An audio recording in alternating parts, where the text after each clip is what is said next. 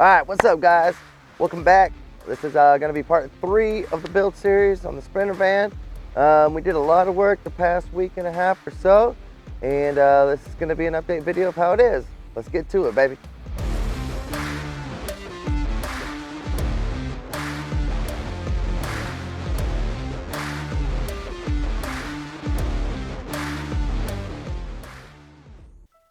Alright guys, first thing you'll notice here is I got these cabinets kind of not fully complete, but they're in the process of being built. I get the skin on the saddle later. I still got to put outside corner protector on that part and paint it still. But I do have my light switch installed, so I turn that and turn it on.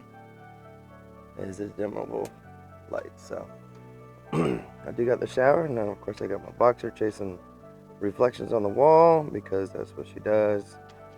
She's a little crazy. Still got to do a fill piece for this floor so I can put my vinyl flooring down at the end of it. But I did paint a little bit and put the corner protectors on the outside of the shower to see kind of like what it's going to look like on the final touch. When I put my flooring down, I'll put the final transition piece at the bottom there. I do got my curtains up. I got my headliner shelf up there built. I did get me a refrigerator, which is an NLB 61 liter, I believe. I have to look at that again, but it's got the locking mechanism, which is great. I got all the doors made for my upper cabinets, and I do have gas struts on all of them, except for the last one. I gotta put one on that last one still, but of course, gotta have a football. Take it with me on the road. Also have this side, got 2 of them built right here, and now I'm gonna build a lot more narrower set, like up there in the corner somewhere. Do a little something with that area. But sorry for the cause, guys. Doing some sanding yesterday, not wearing a dust mask, and that's my fault. So I got a storage bench made here. So this is gonna come up, and then I'm gonna put some gas hinges or gas struts on there as well. I have a little cutout right there for the wheel well.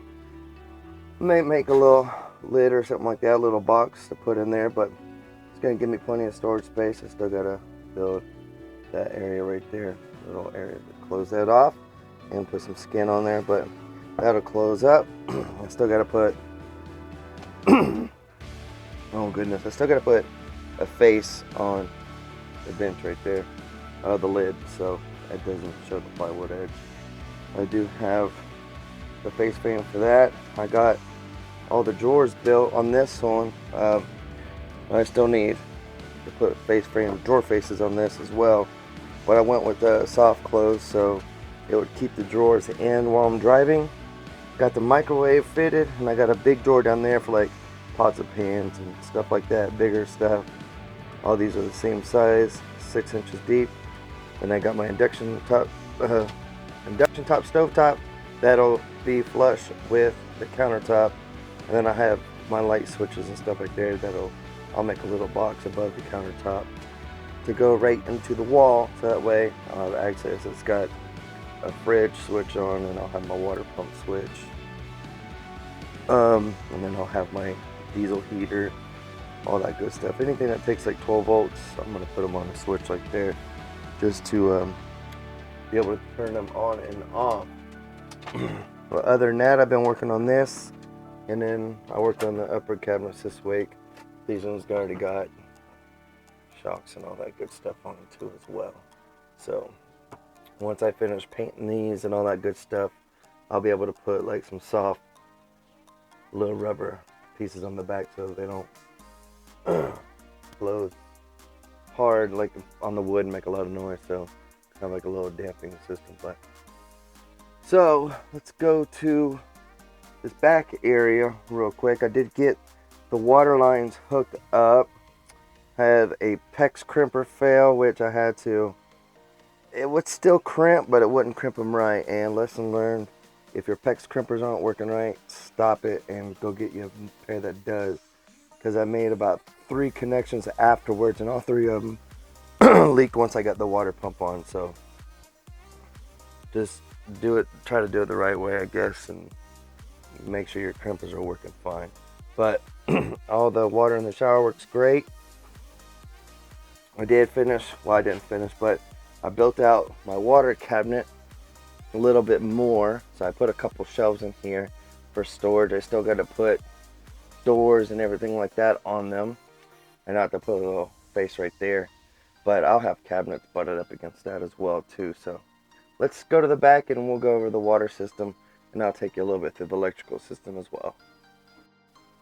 Alright guys, we are in the back now, and as you can see, I put a water spigot on the back here with a quick connect. It does have hot and cold water, so I can take an outdoor shower if I wanted to, right inside. So let's go to the floor real quick.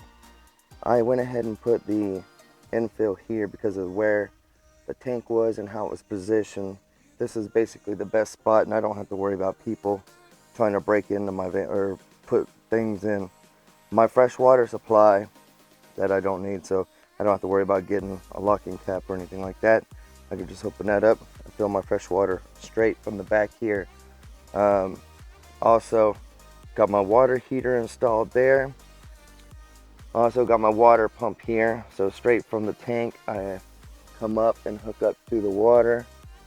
You guys can see the water line that's going to go down. I got a shut-off valve there that goes straight into the water pump. So, and out from the water pump, I have some splitters. This one comes back to the fresh water, the outdoor spigot right there, and then I got the rest. I got one that goes down to the water heater, and then the rest kind of goes out and be the kitchen sink, and then to the shower. So that is my outdoor shore power plug. I think I have a 50-foot cord there, so I can reach long places if I need to.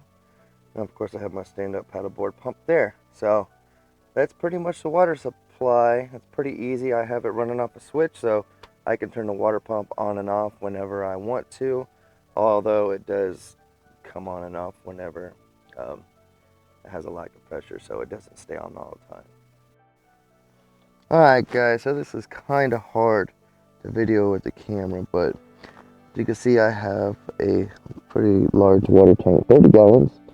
It's not crazy large, but for the space it's in, it's pretty much the max you can go. I have fabricated a custom frame that holds the water tank. I also have insulated the water tank, and I do have a heating element on the bottom here that will heat up the tank when it reaches 45 degrees, I believe, and it cuts off at 67 degrees. So it will keep the temperature in the tank around those temps. So hopefully I don't have to worry too much about it freezing or anything like that.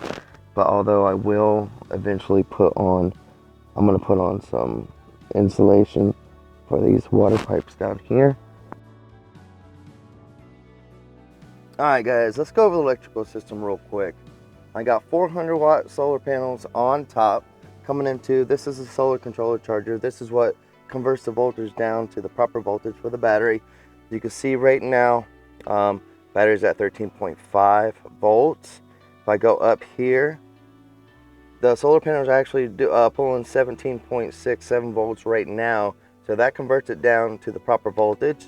And right now I'm pulling about 9 amps. So right now the batteries are semi-full. So the more the batteries are full, the slower this is going to pull down. So although like on a sunny day like today, I'll be able to pull like 20 amps or so from the solar panels, this right here will bring it down close to safe. When the batteries, it'll be safe for the battery when it gets to max capacity on that right there. So that comes in there. Got a 30 amp circuit breaker on that. I like to flip that if I'm ever working on the batteries or anything like that.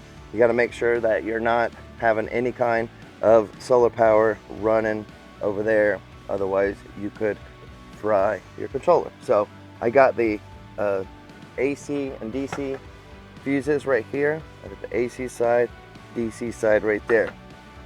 So what converts that to AC is my inverter charger right there.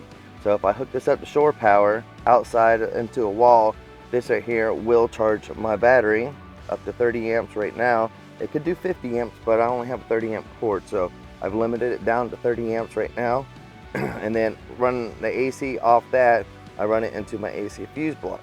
Okay, so that right there, all my appliances like my hot water heater and stuff like that will go through my circuit breakers up there.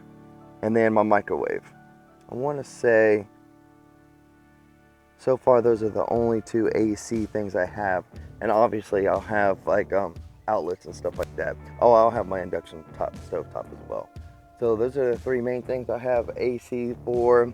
I'll have plugins for like my laptop and stuff like that, and then I'll have several DC outlets, like one up there up top, and then I got one right here in the back. So I'll have a 12 volt cigarette lighter plug is what I call them basically, but they're just 12 volt outlets.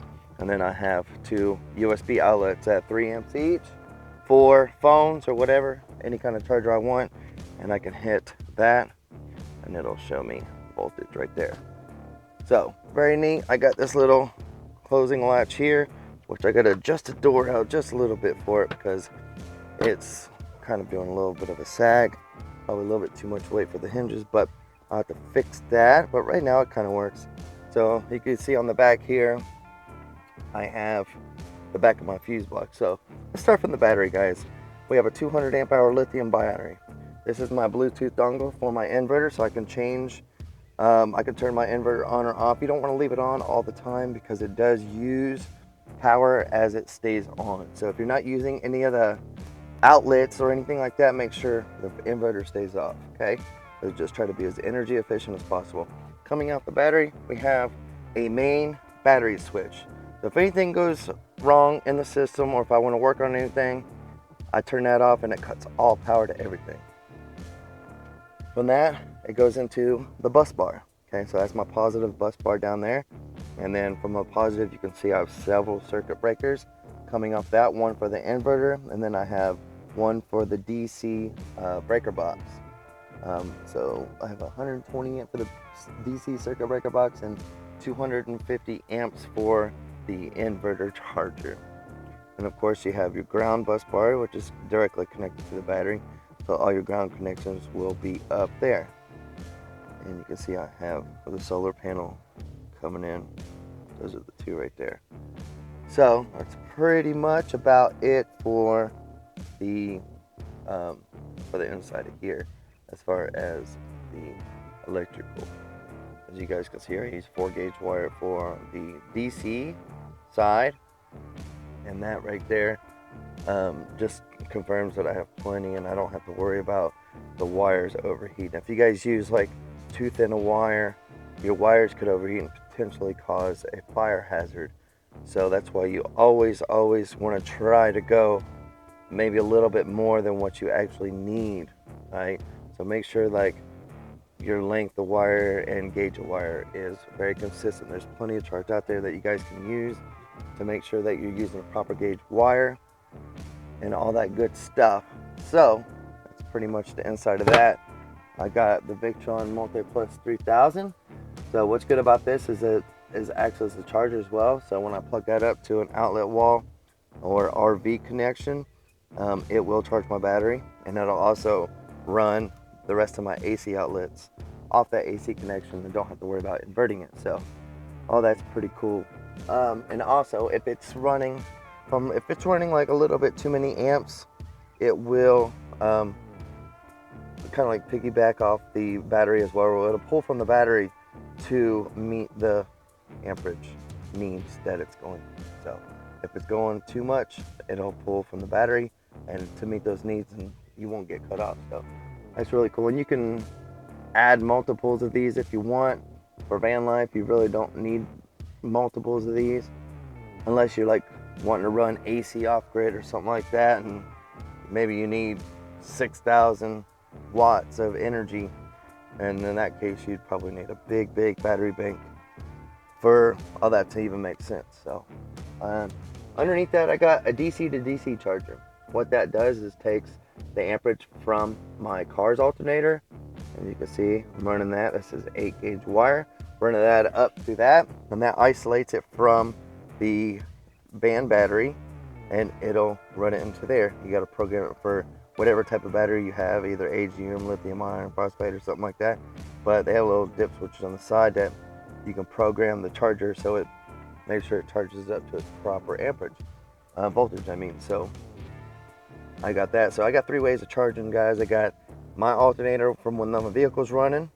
I got shore power, which comes through my inverter charger, and I have solar power. So I have 3 ways to charge my batteries. I am going to put one more battery in there to make a 400 amp hour battery bank, and then that should be plenty for me. I think I'll be able to run through the night, no problems. All I have is like a max air fan that would probably be on all night, but I also have like battery fans and stuff like that I could use in case of it gets real hot for some reason. But I'll just open up my windows here on each side to create airflow where I sleep, which is where I really want the airflow to come through. So still got to do like the back door panels, stuff like that.